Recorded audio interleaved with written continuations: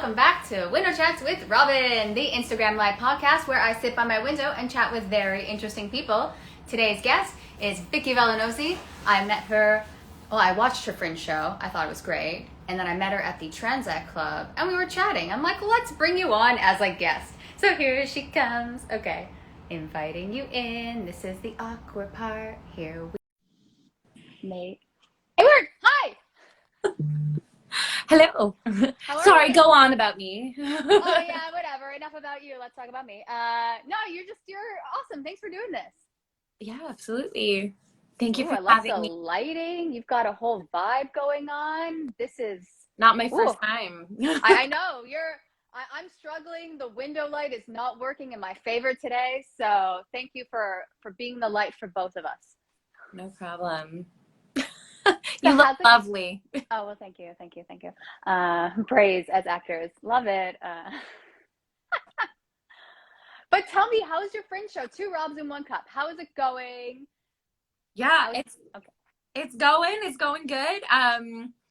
It's been a wild ride to get it to the finish line, and then, okay, it was up, it was happening, it was working. Okay, people are seeing it, people are liking it, it's got a positive response.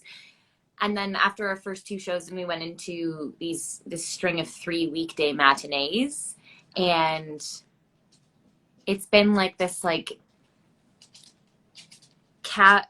what's the word for not a cavern, the opposite, where it's like a chasm, to cross, of this big empty pit of okay, well, whenever we get to the other side of this, that'll be great. But in the meantime, 3 weekday matinees, awesome. So it's been great, but at the same time frustrating, because it is a really good show. We've got amazing reviews, the best reviews you could possibly ask for from anyone who's come to review it.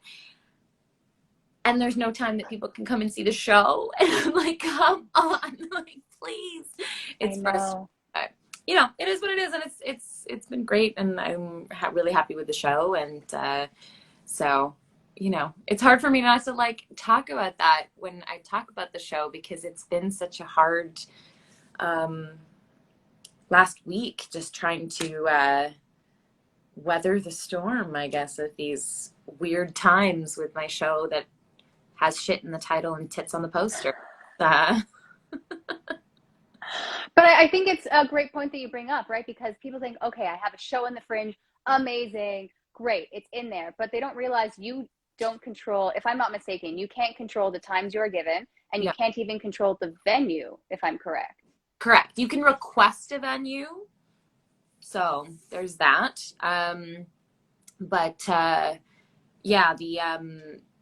While you're requesting a venue, there's always a chance that you won't get that venue, or it just doesn't work out in your favor. And I know this year there was sort of a lack of small venues and a lot more solo performers, which makes sense due to the pandemic. A lot more people were solo creating. They had more solo work to put up.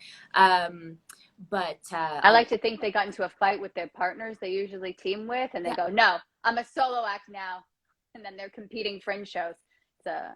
I'm a positive person like that. Yes. Well, yes and no, I think.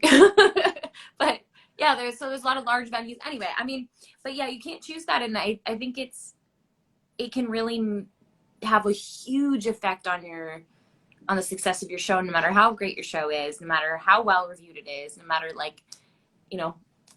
that can really have a big impact on it. And I suspected that it would on this show, and it feels like it has. And I'm looking forward to my closing weekend, where I've got 2 evening shows that are at a great time. I'm okay. What times are these, for people that are wondering, hey, let's see this show? Yeah. So on Friday it is, let me not give you the wrong information. So on Friday it is 9:30, and Saturday it is 8:15 p.m. That's a good time.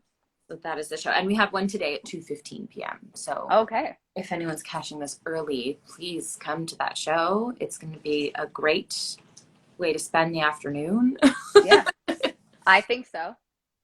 Well, so here, I appreciate you saying how, with theater and going back in person, right? And the whole feeding off the audience vibes, it's so much better when there's an audience to share it with. I mean, I know the positive people that say, oh, even if there's 2 people in the audience, at least those 2 people are there and I'm doing a show for them. And I go, no, I worked hard on my show. I want butts in the audience. I worked so friggin' hard. And yeah, I mean, I get it. At least the people are there. Whoever's seeing the show, it's very nice. Thank you for coming at this odd time that you are given. But guys, let's show up. Who needs to work, right? Let's just 2:15. What a great time to go see a show. I mean, look, can we show the poster again? I know I put it in my poster, but this poster alone, this is 2 Robs. I know it's reversed, but it says 2 Robs in 1 cup. What happens when you're done eating shit? Yes. And what happens, right? Everyone who wants to know the answer, there is a trigger warning. And that is, Vikki is the model for this poster. Yes. The red, what do you call it? The red onesie. Yes, I was going to call it a onesie, but I thought there was a better word. The red onesie is yours, if I'm not mistaken. Yes, I actually have 4 of them. There are backups. I was going to ask that. I was curious how many you own. Okay. 4, yeah. I had 2 originally, and then started to get nervous because they're not very well made, and specifically the way that it's stitched in the butt. It's like the stitching, they just like stopped it halfway, and then like did a really gentle stitch right in the butthole. So as soon as I did any bending or moving, it was like, here you go. So not that kind of a show. And I mean, what I'm hearing is this is why you should see live theater. Who knows what's going to happen with the jumpsuit? There's a lot of unknowns, a lot of variables. Yes. I'm excited for this. On Monday, I did I know you've seen the show, so I did my bit where I like swing around and stick my butt out, and I heard the loudest pop and felt something go in the butt, and I went, I don't know what happened. Can I do this show without doing it up? And just have it wide open. I'm like, that's what I'll do, I guess. And I just happened to reach back. The zipper was still functioning. So I was like, okay, we're still in business. All right. To explain, I'm not going to give anything away, but there is, so to explain, Vikki legitimately changes into this jumpsuit on stage. Yes. So that's why there's that whole unknown variable of what is going to happen with the zipper that starts from the weirdest part of the butt. Yeah. And it's a fascinating garment. I would go just to see the garment. The show's great, but just to see the zipping up of the garment, worth the money. It's like what, $12 a ticket? Yeah. 14? Okay, how do you put it? Oh no, I lost the volume. I can't hear anything you're saying. Oh, there we go. Oh, sorry.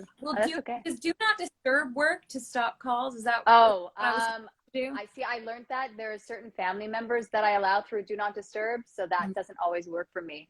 But hopefully they know not to call. Let's find out.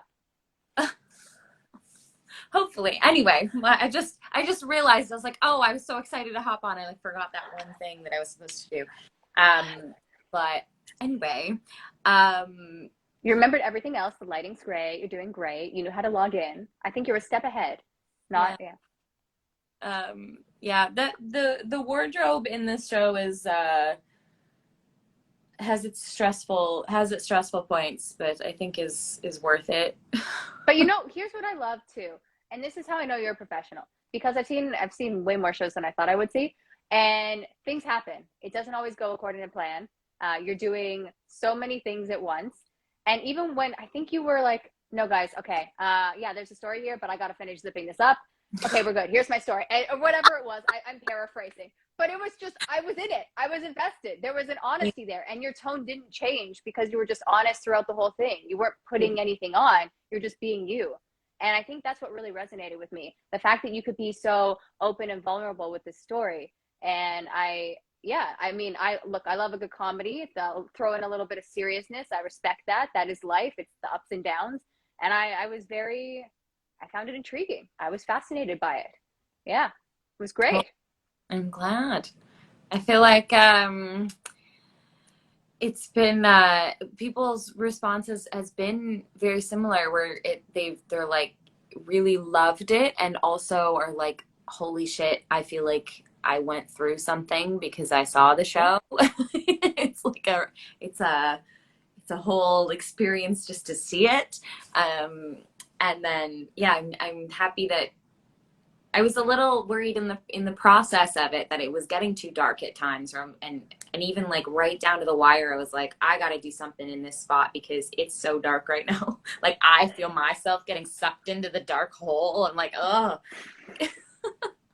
So it's walking a fine line, definitely at certain points as well, where I'm like, I feel sometimes even audience to audience, I'm finding that there's some audiences that get really deep into the hole of darkness more so than others. Some of the like stuff that I think is the heaviest, and some audiences have thought is like, I can tell feels like it's so like tragic and heavy. There's been other audiences that are like giggling their faces off through the whole part. So, I mean, I could have been one of those that just, I find tragedy funny and I laugh at sad things because otherwise I don't like crying. So that could be that awkward reaction if I don't know how to react. So I'm going to laugh and see if anyone in the audience laughs with me. And then you're the only person laughing and you go, wow, I made a choice. I don't know if it was the best choice for the audience reaction.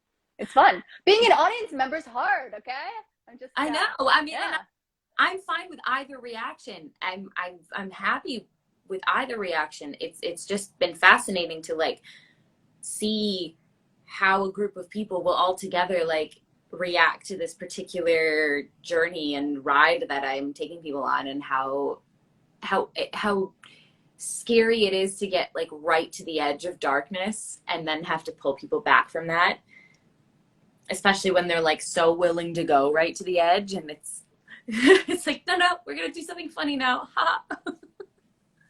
I'm taking it there and coming back. Okay, but that's the thing, right? That's the journey. You go, what's going on?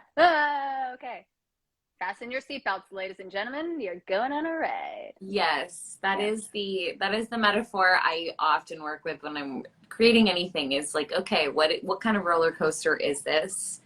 And I've come up with, for this one, it is Space Mountain. I don't know if great ride.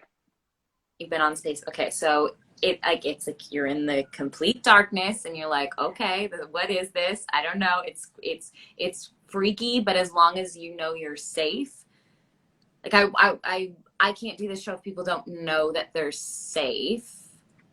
You know, well, even in the beginning, and I remember speaking to you about this. You do it.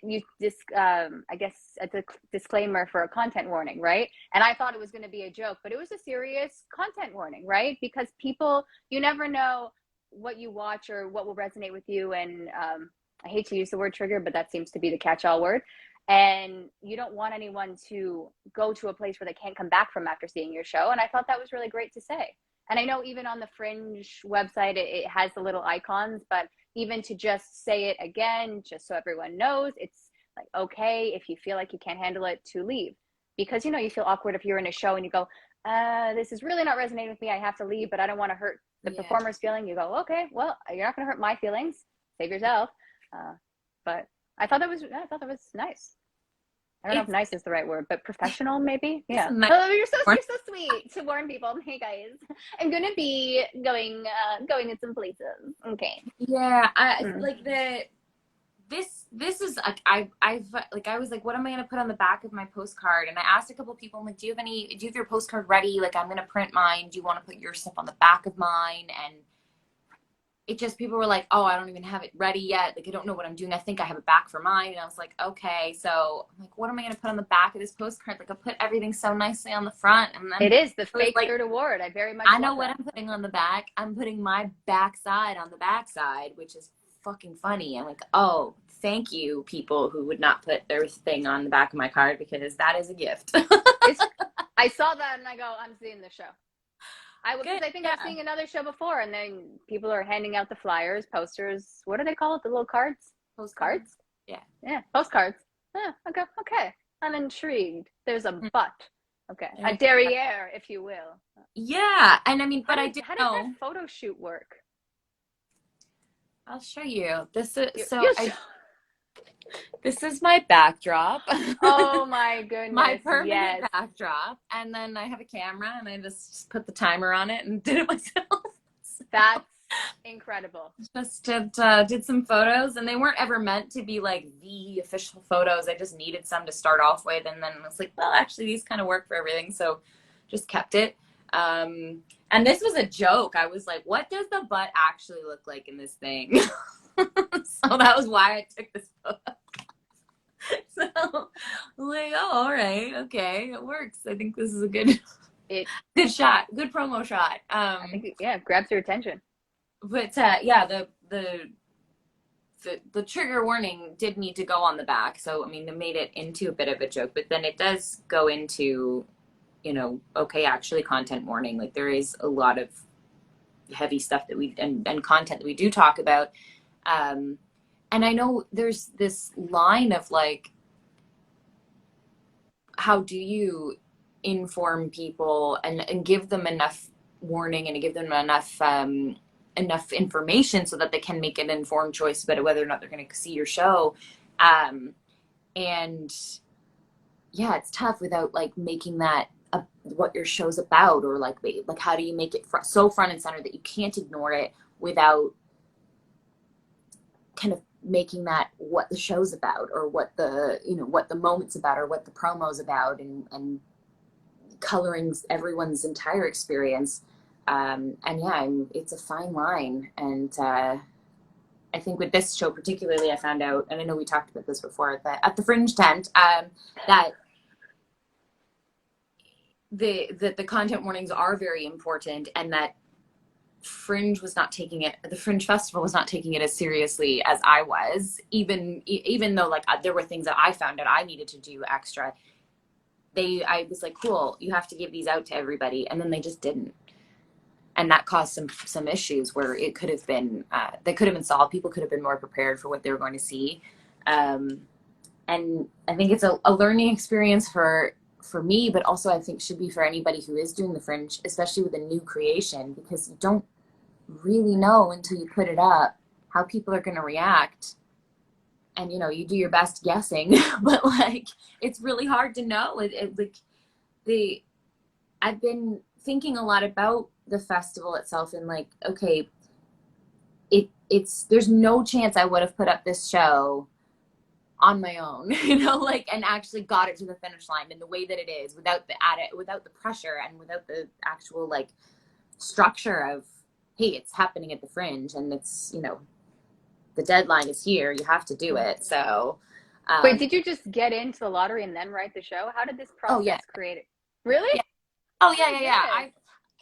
But the thing is, it's so hard. I've applied every year for the last 12 years, and this is the third time that I've gotten into the festival. So wow, like, I feel like actually that's pretty good considering how long some people will apply for and not get in. So you can't really create something and then apply, because it could be 10 years before you get a spot. So true. I don't know. So you apply, just for those who don't know, you apply September? That seems wrong. When do you apply?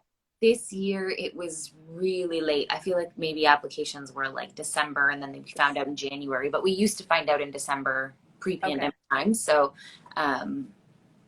yeah, but you apply, you find out, they give you your spot if you get into the lottery. And this year they had a whole bunch of people who had gotten a slot for the 2020 Toronto Fringe and weren't able to do it.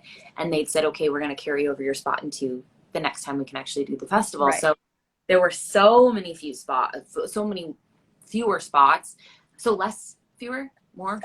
fewer spots in general. More fewer. Yeah. More seems wrong. That does sound wrong. I'm not.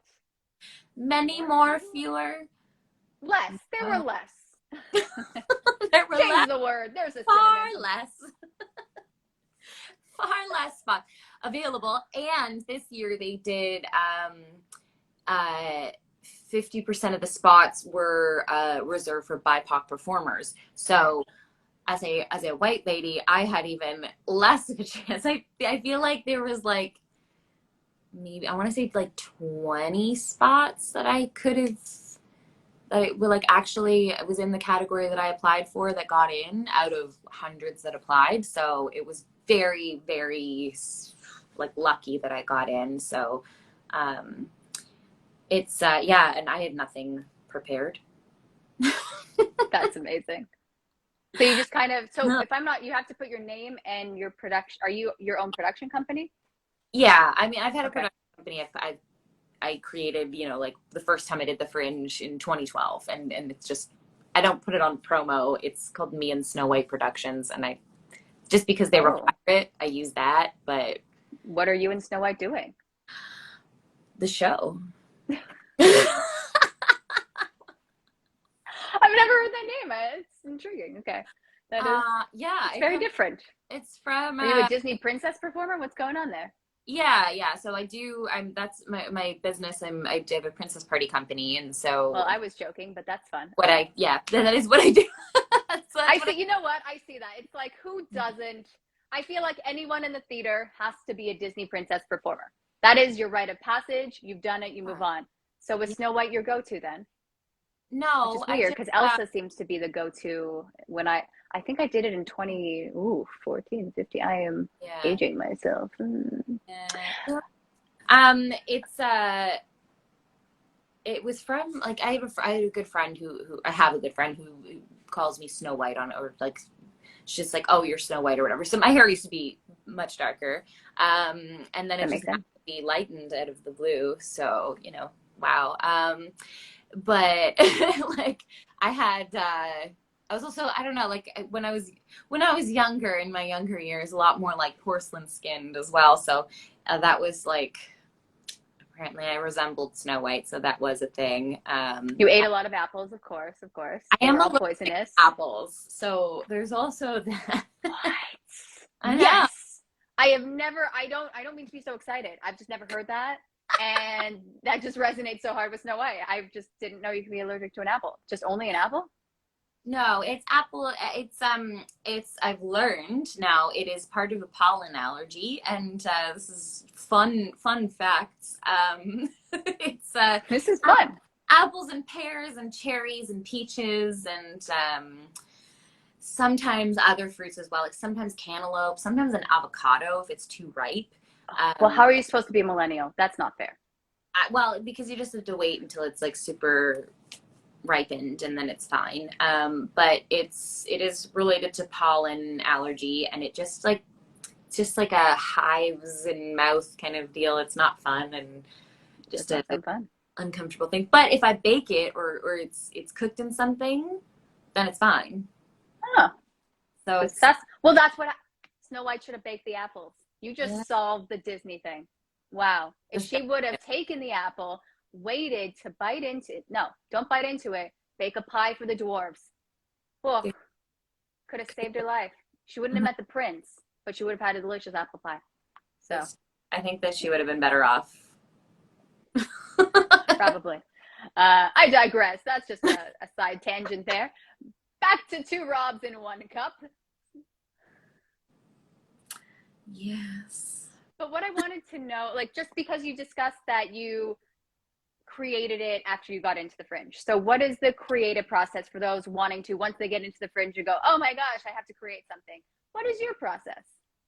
Panic and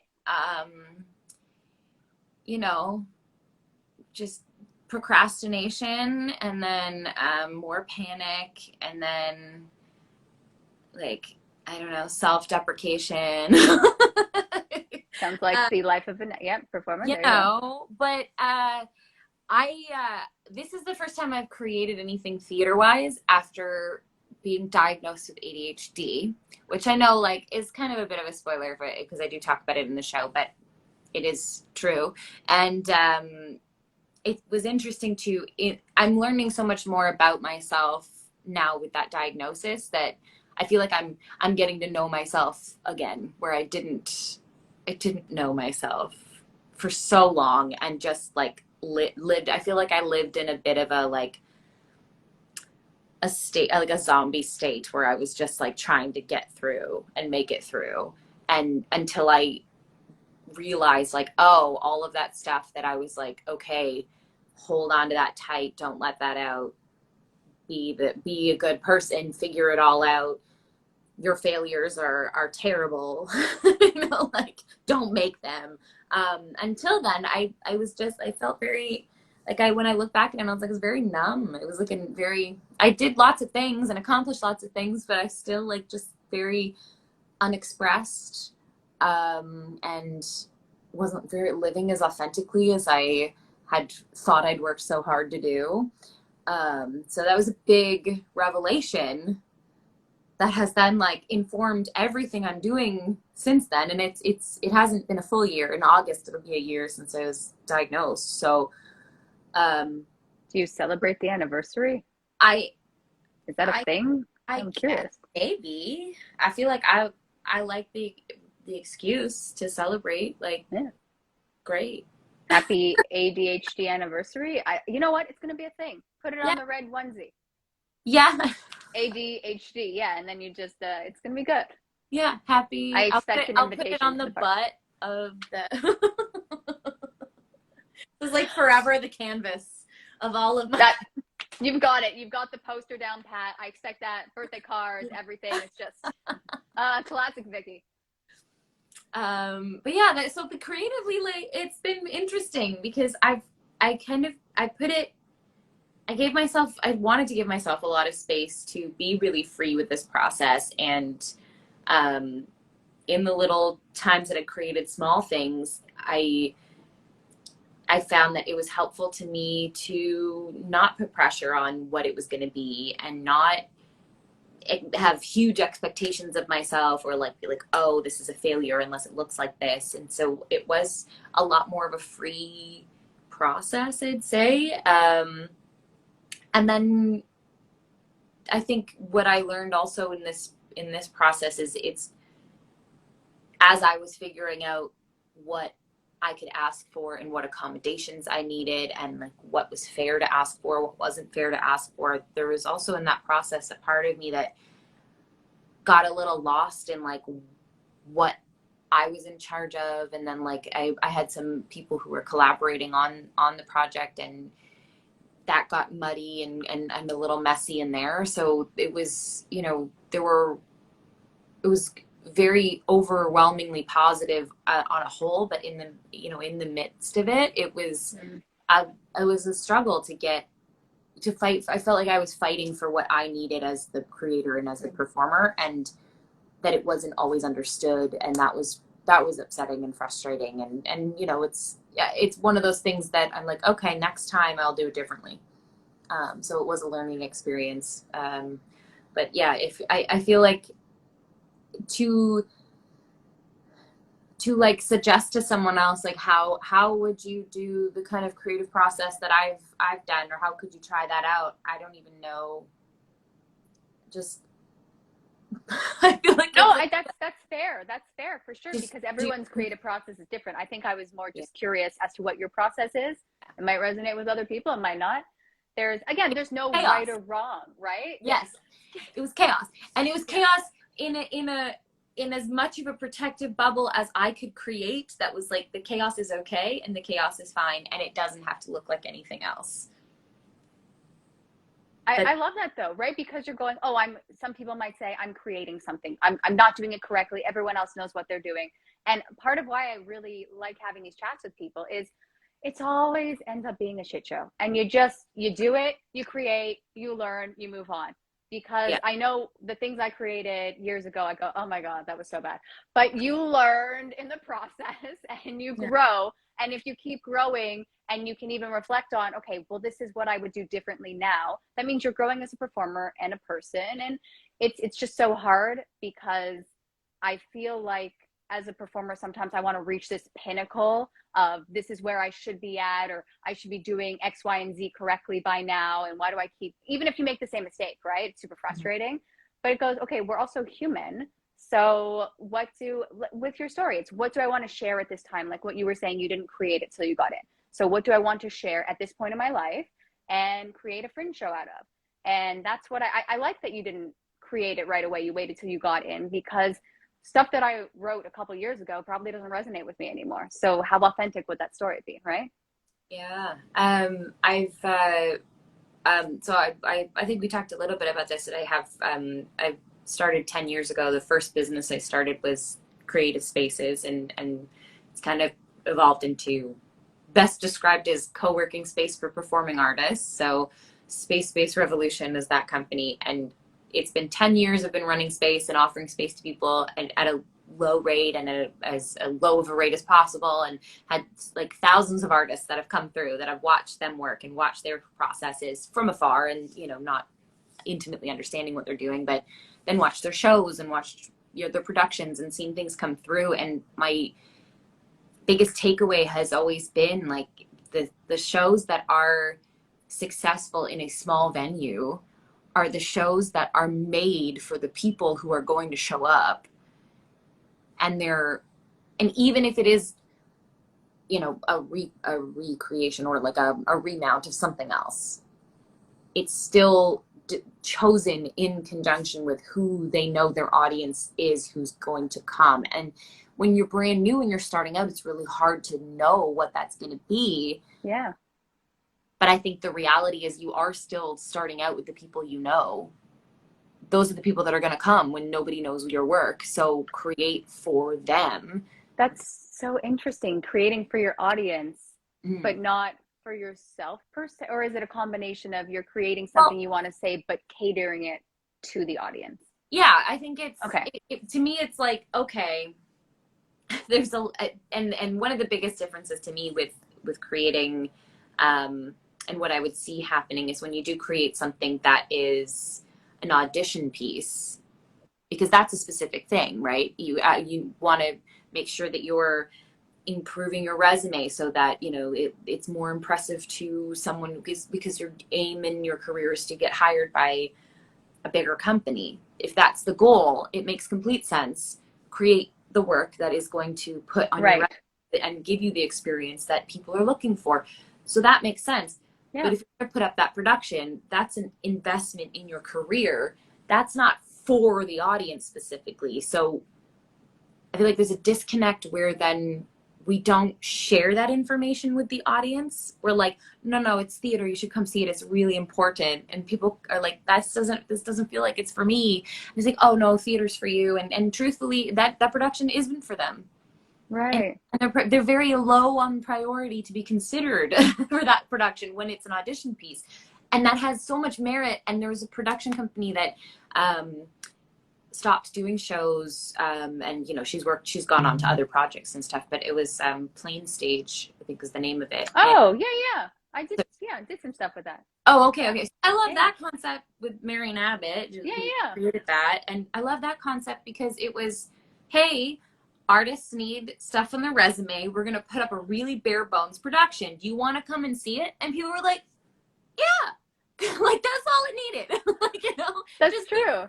Just be freaking upfront and honest about what it is you're doing. You want to come see it? Okay, cool. Yeah, I love that. 2 neat. weeks, put it on. It was like a very low commitment. I appreciated that stuff. Yeah, but this like halfway point between like, we're going to do it for the audience, it's going to have high production value, but it's like, it's not and never was really for them. So just know what you're doing. Like, it's not that it's wrong at all. It's just like, let's not pretend it's something it's not. Right. And then that's what I find important to infuse in anything, and try to infuse in anything that I do, is like, let's not pretend it's something it's not. Like, let's not pretend that this show is not at the Fringe. That's weird. To me. That's my taste. So it might not be everybody's, but I always want to create something that's like, this is going in the Fringe. Your show belongs in the fridge. The fridge? The Fringe. Maybe the fridge. Be weird. Yeah, but like, cool down the tracksuit. Let it that needs airing out at the end of the truck. It's very steamy in there. I mean, look, I'm not being kind to the t-shirt, or I can't remember, but it's the onesie that's really the attention grabber. Yes. I've never really seen someone change into it on stage. That was the fact. I go, because I know when I'm trying to put something like that on, whenever I wear it, but the act of that alone is just like the process of jumping into something like that where I'm like, nobody look at me, go away. And you're like, hey guys, you're gonna watch and I'm gonna keep talking and tell a story. Here I go, zipping up from the back. Hi. Yeah. And it was great. There's more to the show. I'm trying not to give anything away, so I keep focusing on the red onesie. That is why I don't want to give things away. Okay. There were like, but like, how cool would it be just to see someone put on a red onesie? See the show. It's at 2:15 today and Friday, and Friday, Saturday, or Saturday, Sunday. It's Friday, Saturday. Friday, Saturday. Yeah, but it's true. It is a sight to behold, I think. But I just, the thing is, it's you created a show definitely meant to be in the Fringe, and you're bringing some serious issues to light, which we discussed on how you're trying to, warn people ahead of time if it's going to affect them, don't come, which I, again, respect. But for me, always wanted to make jokes of life because life can be so serious. You're trying to bring a little comedy sometimes to some serious issues. And I find that stuff really resonates with me because, yeah, you can do a whole hour show and be super serious. And then everyone leaves and they go, oh my God, life is the worst. But you just go and here's a little comedy, here's a little fun, here's a little fun spin on how I should make a choice, a life choice. And I go, that was funny. Do you have to get the rights to certain music, soundtrack, whatnot? How does that work? Toronto Fringe has always been like, so. Okay. I asked the questions and was never given the actual answers, and I was like, no, if no one is saying anything, like there's no version of this that's like, hey, wow, I'm really making big bucks here, like, oh, right, using but at the same time, there's my understanding of it from the research I could do, and I'm usually pretty good at researching things when I want to, it was very difficult to figure out what the actual requirements were for the rights to do what I did with music in the show. And right. There's like cover bands and stuff, and like a like general blanket SOCAN license should cover that, which the venue would have. So nice. it was like, okay. And then pre-show music to be played through that same understanding. Like it's. Do you bring your own pre-show music as well? Like how much? Yeah. So you do the pre-show music, all the music throughout, and do you have like a lighting designer? How does the lighting work? How does the yeah, it was done by mostly our stage manager, Murphy Diggin, who's amazing, and she, was like, hey, this is what I think we should do, and she's like, I'm not a lighting designer, and I'm like, I'm not really worried. Like it's not the type of show that I really, especially at this stage, wanted a ton of tech or a ton of lighting. Like it ended up probably with more than I even ever thought it was going to have, which was great, and I think she put great additions in there just to sort of spice things up a little bit. But yeah, it's we got 3 hours for tech, which is like nothing when it comes down to it, especially when that's our first time stepping in the venue. We get no other time in there until opening. Right. When you arrive for opening, you get 15 minutes. Hey, it's your first, this is maybe not your second time you've ever stepped foot in this venue. You get 15 minutes, set up your stuff. Now the house is open. In another 15 minutes, you're on stage performing. So I think it's a mistake I've learned to put too much of tech. And even then I thought, oh yeah, for sure we're going to get a run of this show during our 3-hour tech because we have so little tech. And it was just like, oh, the sound cues aren't working. Something's going wrong with the speakers. It's coming through one speaker, not the other. We'd lost a half an hour trying to figure that out. And it was just like all of a sudden, oh yeah, no, we're 2.5 hours in and we're going to be wrapping this up. So it was stressful. I wish that wasn't a part of it, and in a way of like I'm learning about with the ADHD stuff, like what's reasonable to ask for an accommodation. And I was thinking about what is reasonable to ask the festival versus like, because there's the like something that would be, you know, like, oh yeah, it would really help me to have a free pony with me during the show. It's Like a support, of course, a a support support animal. pony. I'd love a support Yeah, pony. Can you provide that, please? Like, totally that's valid absurd. request. It's absurd. I think actually it would. I would like it would give me like all the like good feels and dopamine where I'd be like, this is cool. I'm good for the rest of everything else that happens because this pony is here. What the fuck? So I think mean, that look, would at actually be first it was come for the red onesie, now it's come for the pony. So come for you're the good. pony. Yeah, like, but cool. But at the same time, it's like, okay, so where is the line of like what actually would be helpful? Because accommodations, what I'm learning from talking and hearing from other people speak about it who've been, you know, advocating for this for decades, years, longer than I even knew it was a thing.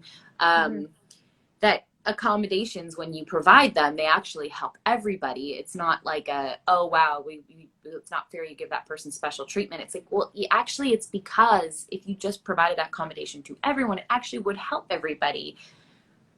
But if we're talking about leveling a playing field, or we're talking about like making sure that everyone has equal opportunity, then there are certain people who do need a little bit of extra accommodation, a little bit of extra help.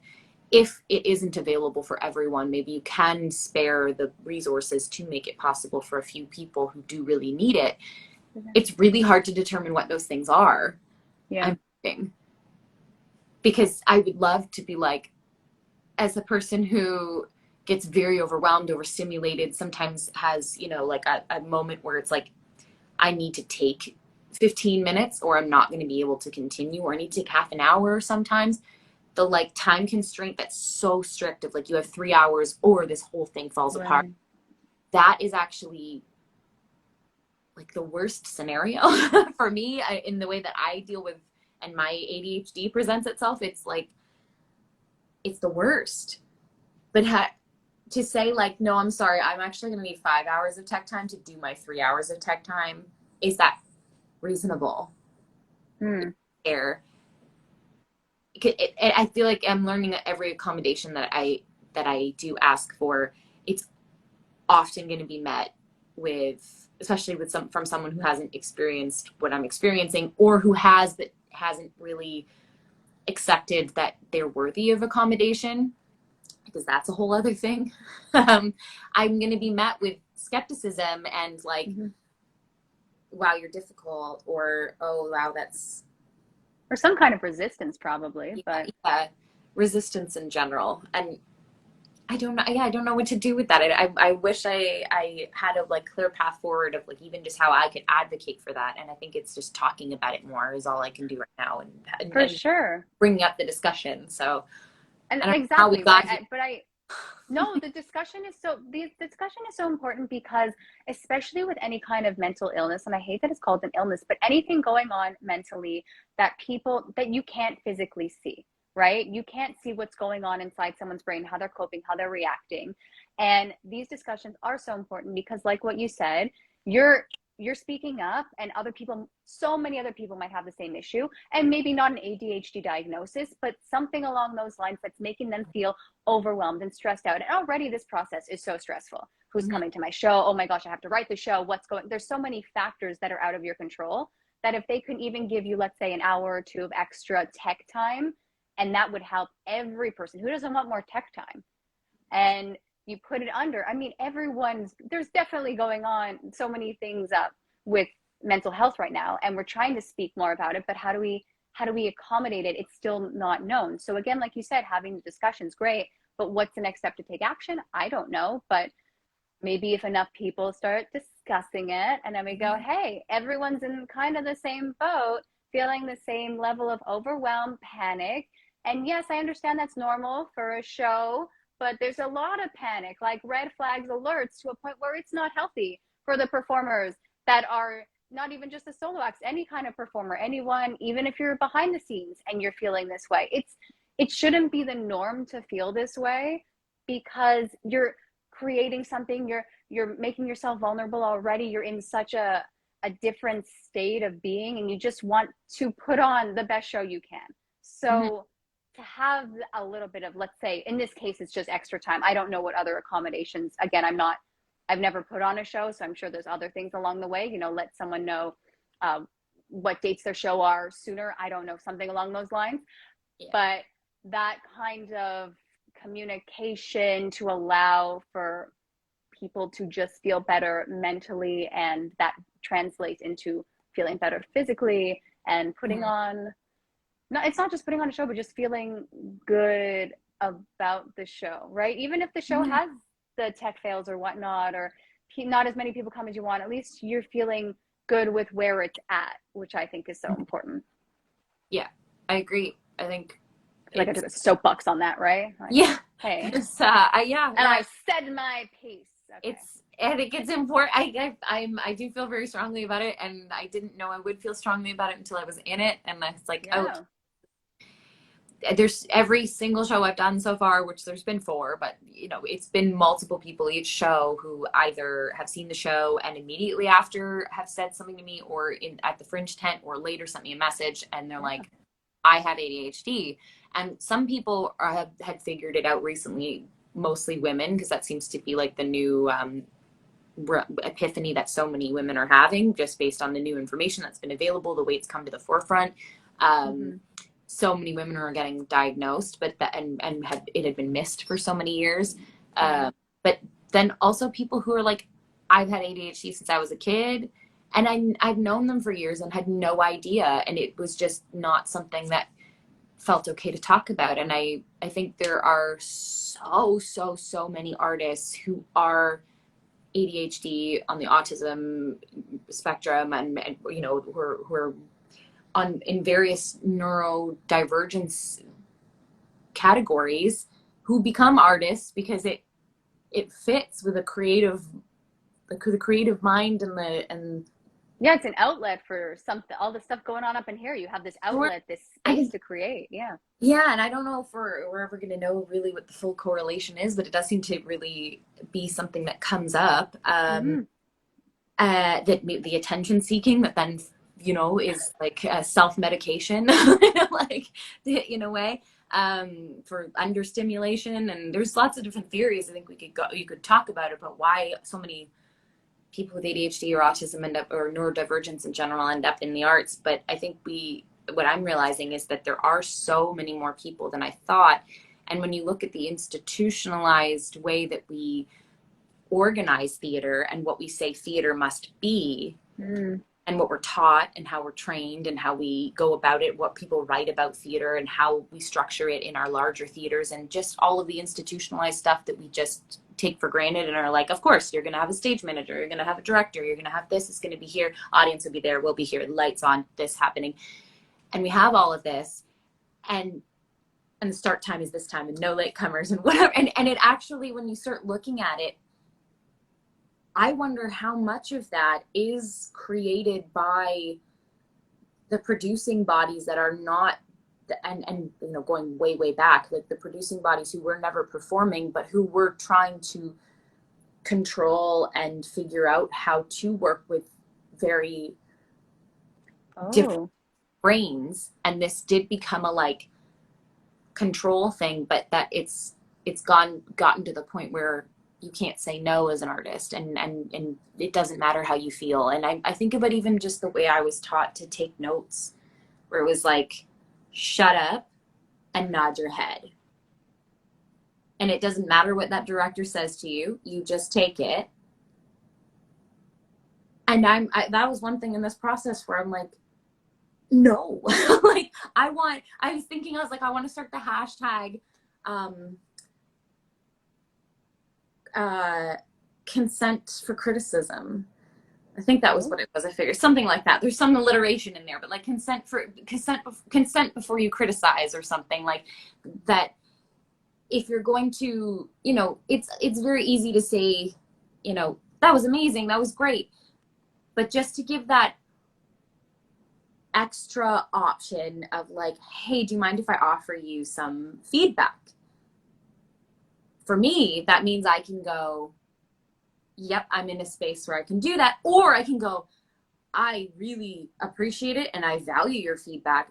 I'm not in a space where I'm able to receive it well. So can we do it at another time?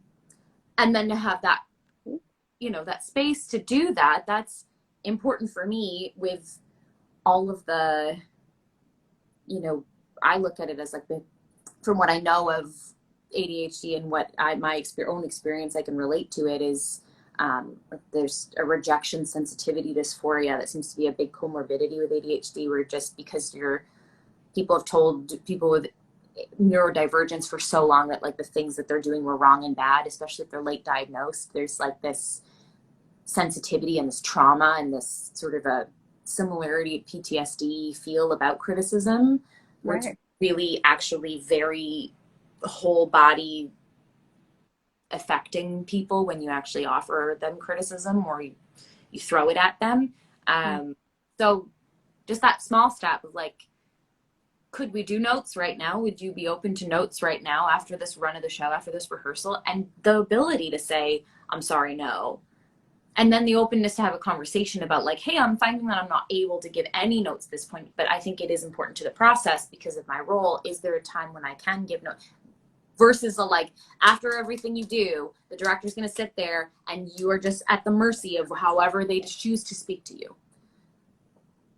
What are we doing? Like, why is that a thing? It's so interesting that because as a performer, I go, well, am I being too sensitive? You know, why can't I take this feedback? Because allegedly the feedback is given to help me. And then, you know, you think of the feedback you've been given sometimes and you go, well, was that really helpful? Or was it just kind of a nasty comment that could have not been said? Because that's not going to alter my performance one way or the other. So it's that communication to give feedback for a purpose. But also I love the idea of communicating and asking if you're able to take the feedback. Because, you know, I agree. Sometimes you don't feel ready. I know for me, I do something, I go, I know what was wrong. I just need a little time. Let me figure out why it was wrong and how I did it and why I got there. I don't want to do it again either. We both know, but let's discuss at a later date, sir, or even a later time. So I really like this idea. I think it would be, again, it's like an accommodation that actually would help everybody. Yeah. But is something that would be so important, I think, to bring into the conversation when you are working with an artist who does have any kind of neurodivergence. But it's a fascinating world to go into that and to learn about and think about. I'm finding. I've learned so much during this chat already. I think you're going to change stuff. I just see you as an advocate, and you're just going to keep discussing these things, which I think is so important, having those open conversations, because like you said, people are going to come out of the woodwork and say, I've had a very similar experience, and they didn't feel like it was a safe space to discuss it, or maybe they thought it was just their problem and no one else was going through it. Much like with anything going on mentally, no one knows if it's just them, right? So you sharing your story or just being open to having that discussion is really going to help people. So I respect everything you're doing. I'm so proud of you. I know we don't really know each other that well, but I'm very proud of you. Okay. Okay. Yeah. I'll take it. Is there any final thoughts you'd like to share other than everyone should see Two Robs in One Cup because it's a great show? Yeah. Definitely come see the show. Yeah, I think thank you for what it is that you're doing, the window chats. Yeah, I love it. It's yeah, thanks. I think it's cool. I was doing Vikki TV during the pandemic and was doing something similar, and I think it's cool just what conversations can happen, and yeah, I appreciate you having me, and please keep doing more of this because I think it's you change the world when you share stories. So yeah, thank you for being open to the conversation, right? Not everyone is open, and that's again okay, but I just think these discussions are important. And look at what your show has generated. Look at these discussions we're having now. Go see the show, people. Okay, I'll let you get ready for your show. Good luck tonight. And you've got a Friday and a Saturday at the, I want to say 585 Dundas. Am I correct in the Yes. address. Okay. Yeah. Yeah. 585 Dundas. And yeah, it's Aki Studio in the Daniel Spectrum building. And if you see this before the 2:15 show on Thursday, July 14th, come see that one. I got to promote this super quick. Okay. I'm off on a journey. Okay. Otherwise, Friday, July 15th, 9:30 p.m. Saturday, July 16th, 8:15 p.m. And then we're done. Back in the Disney vault. Yes. I love that. Oh, that's a great way to end. Thank you so much again, Vikki, for coming on the show. Thank you all for watching. Thank you to future viewers who will be watching this, and have a great day. Okay, bye. Bye.